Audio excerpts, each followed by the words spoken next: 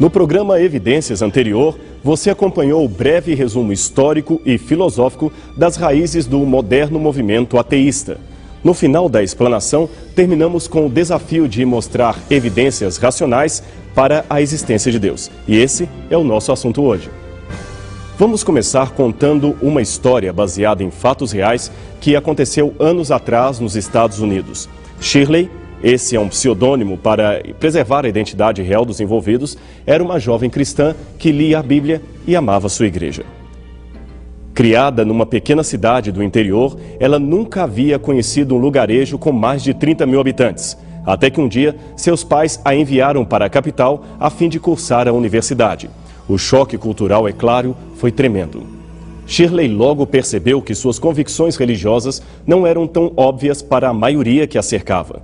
Na sua igreja interiorana, bastava um texto bíblico para afirmar uma ideia e já se tinha o bastante para silenciar qualquer contra-argumento. Mas nesse novo mundo, as coisas eram diferentes.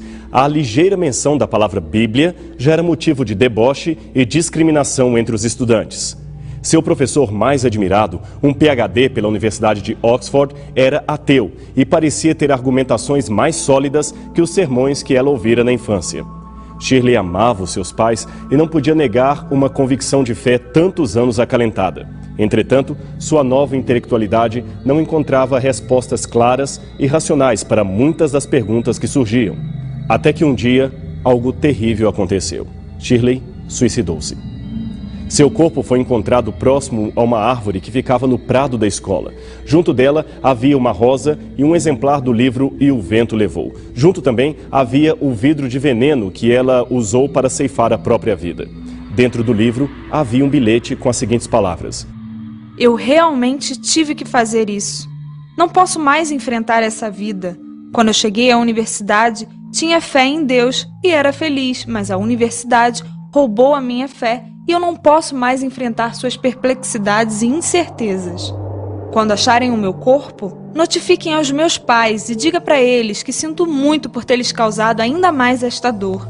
Peço que enterrem o meu corpo embaixo dos pinheiros que estão no cemitério, cuja graça e beleza tantas vezes admirei, mas nunca pude alcançar. É impossível saber em detalhes que dúvidas ou conflitos passaram na cabeça daquela garota. Mas dá para se ter uma noção, pois muitos passam pelos questionamentos semelhantes a ela. Aliás, se você notar bem, verá que ninguém nasce ateu. As pessoas se tornam ateias devido a alguma decepção com aquilo que antes acreditavam.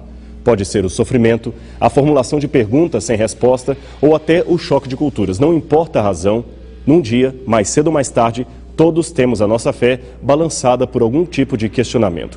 Como lidar com isto é o que torna o X da questão. Note que a existência de Deus não é algo que interessa somente às pessoas que creem. Saber que há no céu um ser supremo e amigo é algo que traz alegria para todas as pessoas. É o ceticismo que nos angustia com a sua convicção de que estamos sozinhos no universo e não temos outra vida senão esta. Aliás, se existisse uma oração que até mesmo um bom ateu pudesse fazer, esta seria: peço que Deus exista. Seja como for, o fato é que hoje as pessoas fogem da religião institucionalizada, mesmo aquelas que ainda também mantêm algum tipo de fé num ser superior, preferem caminhos espiritualistas alternativos que não exigem demasiado comprometimento, nem sejam modulados por crenças doutrinárias.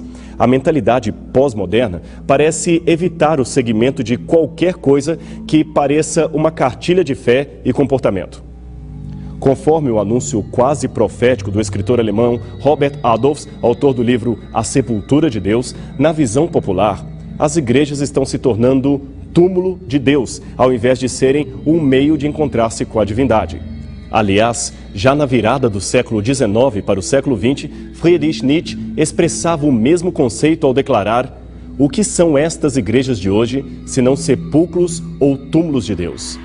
De fato, parece que é tremendamente dizer-se cristão, crente ou religioso nos dias de hoje. O motivo parece ser óbvio. Religião tornou-se para muitos sinônimo de cultura para velhos, alienados ao prazer ou também para pessoas desesperadas em busca de auxílio psicológico, muitas das quais se iludem com seitas e promessas de salvação num imenso comércio espiritual que não deixa de ser estarrecedor.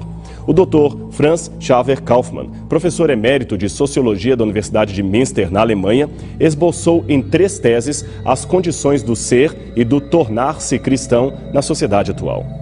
Primeiro, é tremendamente difícil tornar-se cristão nesta cultura moderna. Segundo, é difícil viver e agir como cristão sob as premissas dessa cultura moderna. E terceiro, se alguém, pois, tenta efetivamente tornar válido o seu ser cristão, ele mesmo torna difícil a convivência normal no meio ambiente comum. Com esse quadro em mente, não é difícil lembrar o desespero de pessoas como Shirley e se perguntar: será realmente este o fim da fé cristã? Vale a pena acreditar em Deus? A indagação não é nova. Ela já era formulada no passado por alguns que preferiram seguir o rumo da fé ao lugar do rumo da descrença. É o caso, por exemplo, do filósofo e cientista do século XVII, Gottfried Wilhelm Leibniz, que teve uma atitude bem diferente daquela de Shirley. Ele era tão brilhante que, com apenas 21 anos de idade, isto mesmo, 21 anos, defendeu uma tese doutoral na Universidade de Leipzig, na Alemanha. O reitor nem queria dar-lhe o título de doutor por ser muito jovem. Autodidata, aos 8 anos, ele aprendeu sozinho a falar latim e grego. Aos 15, já possuía vasto conhecimento de filosofia moral e teologia escolástica. E, para completar, estudou ainda matemática em Paris e anunciou o cálculo diferencial a partir do seu invento, a máquina de fazer operações, a ancestral da calculadora. Ele era um gênio e, diferente de muitos de sua época, ele cria piamente em Deus. Nos dias de Leibniz, o antropocentrismo filosófico dominava o pensamento dos intelectuais. Dentre os vários segmentos, havia uma corrente de céticos chamada deísmo. Para estes, o sofrimento era o maior argumento contra Deus. Por isso diziam: se Deus existe, por certo não está aqui. Ele abandonou o universo. Discordando disto, Leibniz sistematizou uma filosofia chamada teodiceia. Ela consistia numa série de argumentos racionais à existência de Deus, mesmo em face ao sofrimento humano. Mas ele não foi o único a fazer isso. Outros pensadores antes e depois dele também o fizeram, como, por exemplo, Tomás de Aquino, Blaise Pascal, Sir Isaac Newton, que também argumentaram, ao seu tempo, a favor da existência de Deus. Mas não pense que se tratam de provas da existência de Deus. Na verdade, é até impossível provar que Deus existe por um motivo muito simples. Deus é grande demais para ser analisado por meios científicos. Afinal, a ciência e a razão humana têm as suas limitações. Provar em termos de ciência significa analisar, medir e, principalmente, repetir o experimento para se obter o mesmo resultado. Sendo assim, podemos provar, por exemplo, a lei da gravidade, a lei gravitacional, pois é possível fazer e refazer o teste e ver que os corpos realmente são atraídos para o centro da Terra. Mas há coisas que não dá para simplesmente repetir ou experimentar em laboratório. É o caso, por exemplo, de alguns enunciados da geometria e da matemática. Desde a antiguidade, os sábios consideravam, de um modo geral, 2 tipos de proposições matemáticas: os axiomas e os teoremas. Os axiomas, também chamados de postulados, são proposições aceitas sem demonstração, e teoremas são proposições que podem ser demonstradas, mas a partir dos demonstráveis axiomas. Ou seja, se o axioma estiver errado, o teorema também estará. Mas então por que não podemos provar os axiomas? Porque, de acordo com o método lógico-dedutivo usado pelos gregos, isto é, aquele que parte do universal para o singular, o pressuposto universal, embora necessário para se obter um resultado efetivo, escapa à nossa capacidade intelectiva e, portanto, não pode ser medido, verificado ou analisado com os nossos instrumentos, que têm como característica principal a limitação. Noutras palavras, são grandes demais para os nossos critérios de observação. Mas aí você deve estar se perguntando: como ter certeza de um axioma se ele não é verificável? Bem, os matemáticos gregos responderiam que ele é indutivo. Faz sentido supor assim, mas não tente prová-lo. Sua mente não está ao alcance dele. Ora, se este é um conceito racional, por que não poderíamos aplicar o mesmo a Deus? Afinal de contas, se o Todo-Poderoso pudesse ser provado no sentido empírico da palavra, ele estaria mais para teorema que pressuposto. Logo, caberia dentro do escopo mental humano. e não seria grande o bastante para ser Deus. Portanto, do mesmo modo que o axioma matemático, Deus é uma verdade não demonstrável, mas que se estabelece pela lógica e intuição. A única diferença entre ele e o axioma da matemática é que, enquanto o axioma é apenas intuitivo, Deus é adicionalmente verificável pela fé e pela certeza da sua existência. Aliás, da certeza da sua existência, podemos tirar uma série de conclusões e elementos perfeitamente comprováveis, do mesmo modo que são comprováveis os teoremas retirados dos axiomas.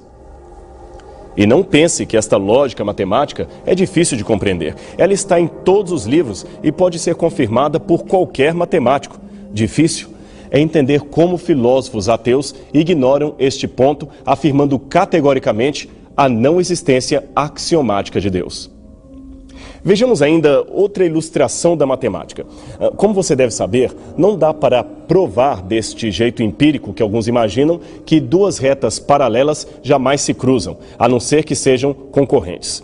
Em ambos os casos, a dificuldade está em que os conceitos remetem a nossa mente para o infinito.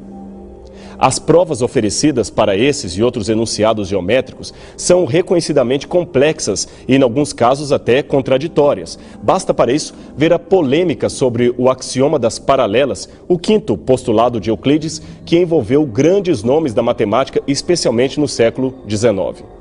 Só para você entender um pouco dos bastidores desta polêmica, saiba que por quase 2000 anos, desde o ano 300 a.C., quando viveu Euclides, até meados de 1700, a sua geometria dominou soberana o mundo da matemática.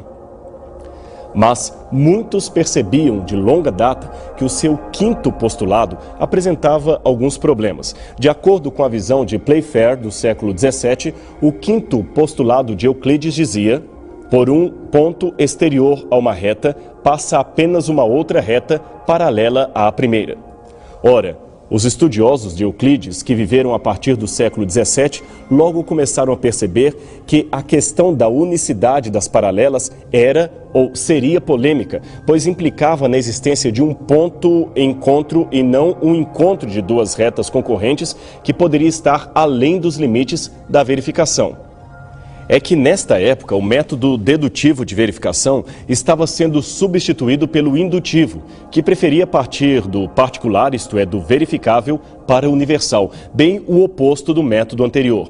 Assim, pelo método da indução, que aliás era o próprio método científico, seria impossível verificar o postulado euclidiano. Afinal, como afirmar a existência de algo que não pode ser realizado dentro do universo inteiro, nem mensurado pelas medidas humanas? Esta era uma questão bastante delicada na época.